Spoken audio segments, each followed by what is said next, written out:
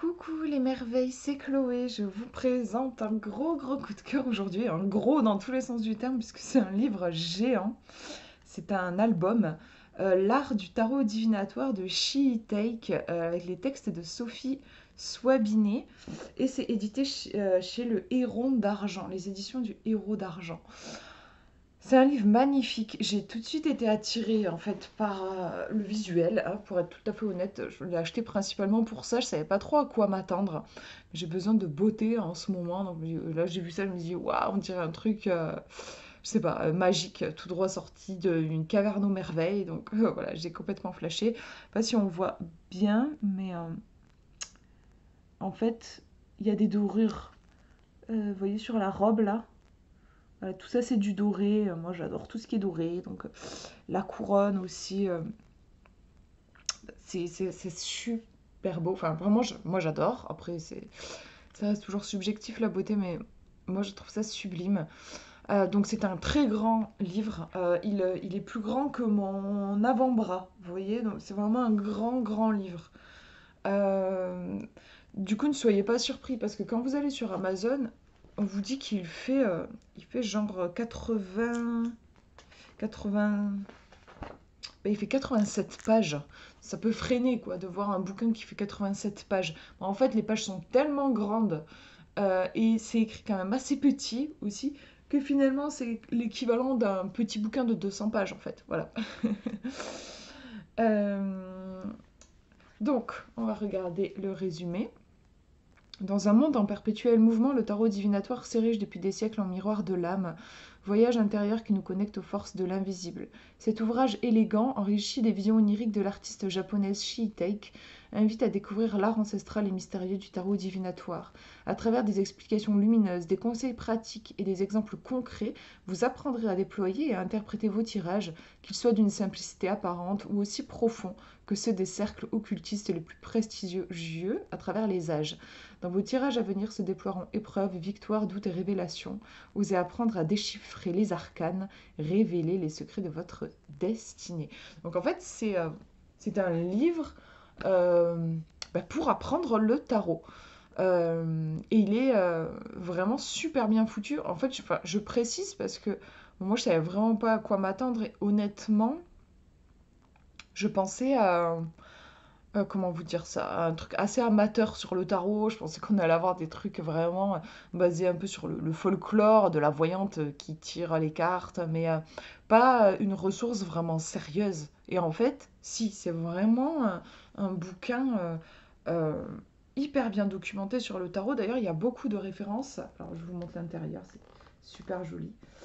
Il y a beaucoup de références, notamment il y a Emmanuel Iger qui est pas mal cité. Mais vous avez vraiment des références à plusieurs auteurs, des experts du tarot. Il y a vraiment plein de choses. Alors, attendez, je vais vous montrer, hein.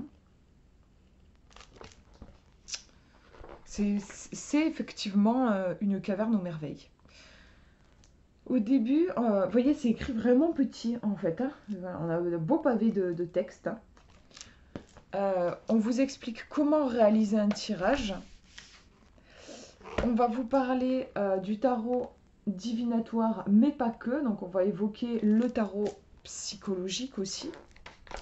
On est vraiment sur une lecture intelligente du tarot. Comment interpréter un tirage? Vous allez avoir plein de tirages qui sont proposés. Alors, ce sont des tirages connus, hein. Le tirage rapide de Papus, le tirage des perles d'Isis, enfin des tirages classiques, vous voyez, tirage traditionnel, on va avoir le tirage en croix, le tirage de la roue astrologique, mais c'est détaillé. Le tirage de Thoth, phare à cheval, le jeu des bohémiens, voilà.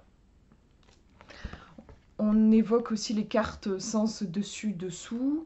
Euh, Il y a vraiment, vraiment, il y a plein de choses. Ensuite, vous voyez, pour les arcanes majeures, donc par exemple ici le fou, on va retrouver une illustration en pleine page et toute une page sur l'arcane. Avec toujours ici une citation, et à chaque fois j'aime beaucoup, on a des citations assez issues de la pop culture souvent. Je crois qu'il y a une citation à un moment de Pocahontas, le dessin animé.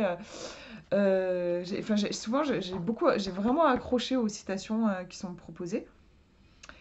Donc vous avez des textes sur l'arcane et ensuite vous avez en mots-clés le fou à l'endroit et à l'envers. Et vous voyez qu'il y a énormément de mots-clés, c'est très intuitif, vraiment très pertinent, très intéressant. Je vais vous en lire quelques-uns. Pareil pour le texte. Franchement, j'ai appris des trucs alors que j'ai quand même lu énormément de choses sur le tarot. Mais j'ai appris des choses, par exemple, c'est l'arcane du pendu. Euh, je savais pas, on nous dit que en fait le pendu s'appelait dans des anciennes versions, il s'appelait voilà le nom alternatif est il traditore qui signifie le traître. La pendaison par un pied était un châtiment public ayant pour but la souffrance, l'humiliation et la déchéance sociale du condamné. Il s'agissait d'un spectacle d'infamie plutôt que d'une exécution, car pour tuer, on pendait par le cou.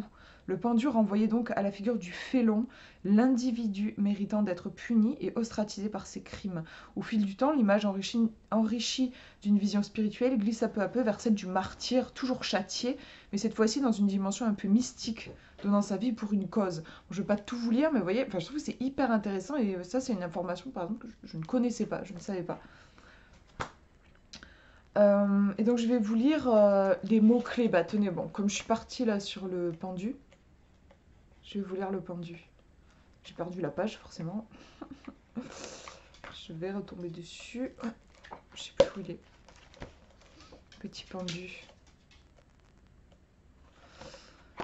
Alors, le pendu en mots-clés.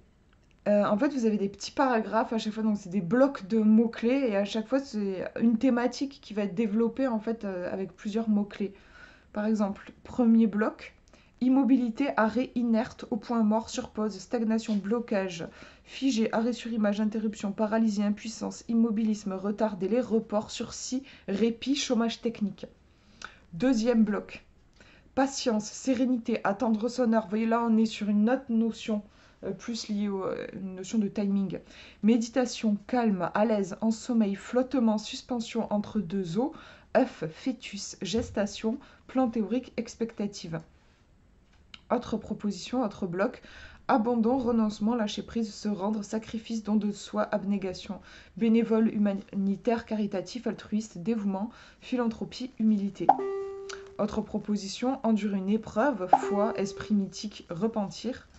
Ou encore renversement des perspectives, voir sous un autre angle, redécouvrir, à l'envers, inversion, sens dessus-dessous, non-conformisme à contre-courant. Et c'est hyper riche, je trouve.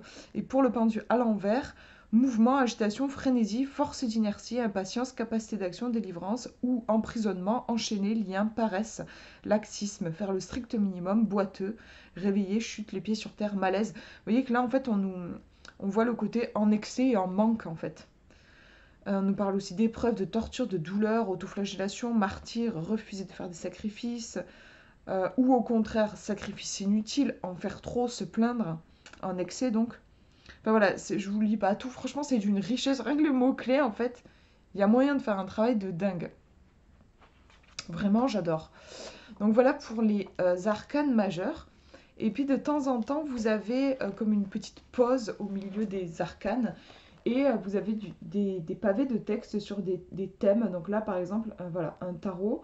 Le tarot, un produit multiculturel. Tarot et ésotérisme. Vous avez aussi... J'ai pas tout lu, en fait, je vous avoue. J'ai pas pris le temps de tout lire, mais franchement, c'est passionnant. Voilà, le tarot pour inventer des histoires. Vous allez avoir des références aussi à des romans qui se sont inspirés du tarot. Euh, Notamment, je ne connaissais pas Le Château des Destins Croisés, écrit en 1969, ou La Taverne des Destins Croisés du même auteur, où les voyageurs atteints de mutisme ont aussi recours aux cartes. Ils ont recours aux cartes pour s'exprimer. Enfin, c'est passionnant. Je vous disais, il y a énormément de références. Moyen d'aller plus loin, de creuser le sujet et tout. Ça, moi, j'adore. Mais je veux vraiment prendre le temps de l'étudier, ce bouquin. Vous avez aussi voilà, des références à la numérologie, une histoire de nombres, l'Égypte aussi, parce qu'il y a des gens qui relient le tarot à l'Égypte, donc vous avez des mots sur ça. la tradition du tarot de Marseille, voilà, le tarot dans la littérature, ça je vous en ai parlé, voilà, c'est le tarot pour parler notre langage intérieur. Donc là, on va nous parler du Rider-Waite-Smith, le fameux tarot qui était illustré et qu'on peut du coup, enfin qui est le plus utilisé aujourd'hui parce que le plus populaire, parce que le plus facile à utiliser de façon intuitive. Et après les arcanes mineurs, alors on va avoir un petit peu moins d'informations pour les arcanes mineurs, je vous montre. Voilà. Mais on a quand même pas mal d'infos, parce qu'encore une fois, vous voyez que c'est écrit petit. Donc par exemple le 2 de bâton, le texte, voilà, ça s'arrête ici. Donc vous avez un paragraphe comme ça, mais c'est vachement bien condensé. Je vais vous lire un extrait. Le 2 de bâton, il est dans la planification. Il a l'intention d'agir, mais non sans une bonne stratégie d'abord. Il s'agit de préparer le terrain, maturer ses idées, peaufiner ses plans d'action. C'est par exemple la personne qui va mener une étude de marché consciencieuse avant de lancer un projet commercial ou de faire un achat, ou encore l'explorateur qui planifie soigneusement son voyage. Sur un emplacement de conseil. Donc vous voyez, là, on vous a donné la signification de la carte et j'aime beaucoup, je trouve que c'est très clair. On vous donne des exemples très concrets. Vous voyez, l'étude de marché, voilà, ça, moi j'aime beaucoup parce que ça ancre le tarot dans notre époque. Ensuite, sur un emplacement de conseil, on vous dit le 2 de bâton vous invite à prendre le temps de la réflexion. Sur un emplacement de faiblesse ou à l'envers, il peut suggérer un manque de préparation préalable ou une mauvaise gestion de ressources. Si la lecture du tirage pointe plutôt un excès, la carte évoque alors une incapacité à lâcher prise ou à savourer le moment présent, sans une prévision rigoureuse, ce qui peut facilement être vécu comme une frustration. Donc, vous voyez, c'est quand même vachement bien fait. On a la signification de la carte, puis la signification en conseil, la signification en faiblesse, et on vous donne même des informations sur le côté en manque et en excès. En fait, on a absolument toutes les informations nécessaires, je trouve, voilà, pour une carte, pour chaque carte du coup. Vous avez pareil pour les cartes de cours, hein, cavalier de bâton et tout ça, c'est fait de la même manière, toujours avec cette citation au début. Voilà, donc là ce sera une double page pour tous les arcanes des bâtons, ensuite les coupes, pareil, voilà. C'est... Enfin, moi j'adore. Et apparemment, il va y avoir un tarot. Donc c'est un livre qui a été en financement participatif sur Ulule. Aujourd'hui, il est disponible, moi je l'ai trouvé sur Amazon, je vous mettrai le lien. Et il va y avoir, je crois que c'est en avril, mais je vous en reparlerai, une campagne de financement participatif pour financer le tarot des merveilles. Alors forcément, je suis à fond avec un petit truc comme ça, le tarot des merveilles. Et donc voilà, avec je pense du coup ces fameuses illustrations pour les arcanes majeures, mais je l'espère bien sûr des arcanes mineures illustrées. Je pense pas qu'on soit sur un, enfin j'espère pas qu'on sera sur un profil tarot de Marseille. Personnellement, je préfère vraiment que les arcanes mineures soient illustrées. Mais voilà, il y aurait un tarot. Regardez, enfin, franchement, c'est trop beau, quoi. Ah, j'adore. Donc, voilà. Et je vous tiendrai au courant sur Facebook. Ici aussi, sur YouTube, je ferai une vidéo pour vous prévenir quand la campagne sera disponible. Désolée, j'ai dû faire une pause. On m'a appelé. Pas au meilleur des moments, bref. Donc ouais, voilà, vous disais que je ferai j'essaierai de vous prévenir un peu partout quand le tarot sera lancé. Moi, en tout cas, je serai une des premières à participer pour le financement, ça c'est sûr. Ben voilà, du coup, on a un aperçu, vous voyez, des cartes que ça donnerait, enfin ce que ça pourrait donner en cartes. Bon là, on voit pas super bien, mais voilà, quand ma webcam fait le point, c'est déjà mieux. Voilà, donc vraiment un livre déjà magnifique. Le prix, oui, il est à 30 €. Un livre magnifique. Ça fait un beau cadeau, je pense, pour un passionné de divination. Je le conseillerais, franchement, en fait, je le conseille pour quelqu'un qui débute avec le tarot, qui veut connaître les significations, qui sait pas trop par où commencer, bah ouais, je le conseillerais. Le seul, entre guillemets, la seule lacune peut-être de ce livre, comme beaucoup de livres, c'est qu'on ne va pas vous apprendre vraiment une méthode pour faire dialoguer les cartes entre elles, pour comprendre. Voyez, on vous donne des tirages il y a des exemples de tirage, mais finalement, comment on articule les cartes ensemble et tout. Là, je vous conseillerais le dernier bouquin d'Emmanuel Iger. Mon Dieu, je ne sais plus comment il s'appelle. Je vous le mettrai dans la description. Où elle détaille justement cette fameuse méthode où on va... comment on articule vraiment les cartes ensemble, comment on fait parler le tarot. Bon, malheureusement, c'est rarement abordé, voilà. Mais là, on a un très bon bouquin, en tout cas pour ce qui est des significations, comprendre les significations des arcanes. Et surtout, ça vous les rend accessibles et compréhensibles pour notre époque, parce que je trouve que des fois, il y a des bouquins sur le tarot, c'est un peu obscur, quoi. Du mal à voir concrètement comment on peut l'appliquer à notre quotidien. Donc voilà pour cette présentation. J'espère que ça vous aura inspiré. Je vous fais de gros bisous. Prenez bien soin de vous.